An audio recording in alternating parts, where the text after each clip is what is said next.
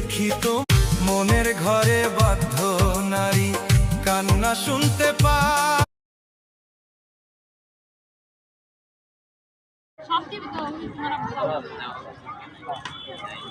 সব তোমার এক কাতারে সবাই কাঁধ মিলিয়ে নামাজ আদায়